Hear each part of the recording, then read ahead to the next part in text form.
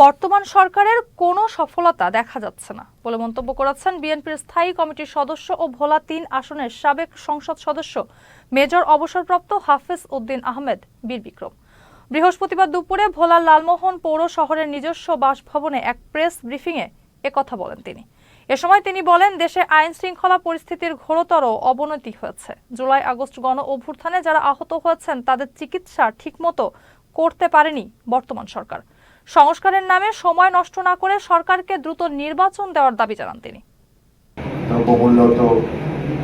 জনগণের নাগালের বাইরে আইন শৃঙ্খলা পরিস্থিতির অবনতি হয়েছে। এই সরকারের কোনো সাফল্য তো আমি দেখি না। 5টা মাস হয়ে গেল। যে গতকালকে কয়েকটি সংস্কার কমিটি তাদের রিপোর্ট জমা দিয়েছেন। এগুলো নিয়ে রাজনৈতিক দলসমূহের সাথে আলাপ আলোচনা করবে প্রধান উপদেষ্টা। আমরা সেই অপেক্ষায় আছি।